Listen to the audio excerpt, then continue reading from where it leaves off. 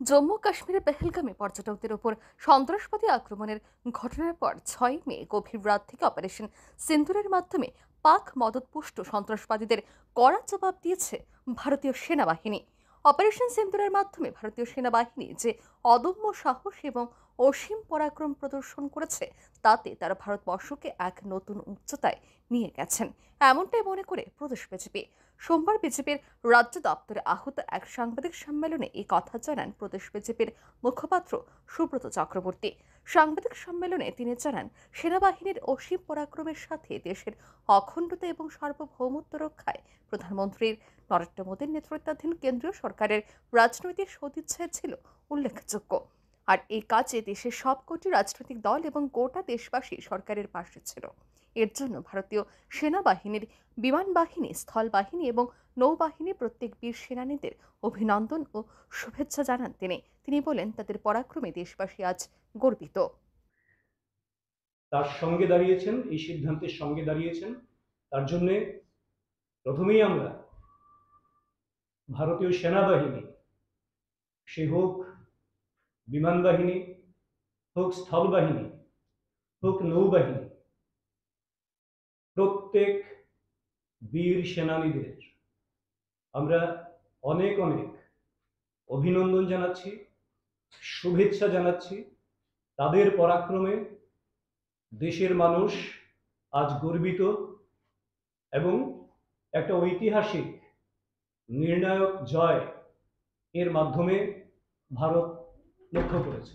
সাংবাদিক সম্মেলনে প্রদেশ বিজেপির মুখপাত্র আরও জানান, 26শে এপ্রিল পেহেলগামে পর্যটকদের উপর আক্রমণের পর দেশবাসী এর যোগ্য জবাব চাইছিলেন। ঘটনার 15 দিন বাদে অপারেশন সিন্দুরের মাধ্যমে সন্ত্রাসবাদীদের যোগ্য জবাব দেওয়া হয়েছে। পাকিস্তান এবং পাকিস্তান অধিকৃত কাশ্মীরের 9টি সন্ত্রাসবাদীদের ঘাঁটি সম্পূর্ণ গুঁড়িয়ে দেওয়া হয়েছে। তিনি জানান, এই ঘটনায় 100 জনেরও বেশি সন্ত্রাসবাদী নিহত হয়েছেন। সন্ত্রাসবাদীদের ঘাঁটিগুলো থেকে ভারতে জঙ্গি হামলার ছক কষা হতো এবং সন্ত্রাসবাদীদের প্রশিক্ষণ দেওয়া হতো। এই ধরনের 9টি ক্যাম্প সম্পূর্ণভাবে গুঁড়িয়ে দেওয়া হয়েছে। তার সঙ্গে টোটাল এই অপারেশন 100-র উপর পাকিস্তানে অবস্থিত সন্ত্রাসবাদী, তাদেরকে মৃত্যুর কূলে ঠেলে দেওয়া হয়েছে এবং সেখানে যারা রয়েছে, খালিদ আলিয়াস আবু আক্কাস, লস্করে তৈবার উগ্রপন্থী রয়েছে, মুদাসসির খাদিয়ান খাস, যাকে আবু জিন্দাল বলে আমরা জানি, রয়েছে ইউসুফ আজাদ, আব্দুল মালিক রাউফ, মুদাসসির আহমেদ, যারা আপনারা মনে করতে পারবেন 1999 সালে আমাদের একটি যাত্রীবাহী প্লেনকে হাইজ্যাক করা হয়েছিল, IC-814, যার বিনিময়ে একজন বড় সন্ত্রাসবাদীকে ভারত সরকারের সেই সময় এতজন যাত্রীকে বাঁচানোর জন্য ছেড়ে দিতে হয়েছিল, মাসুদ আজহার।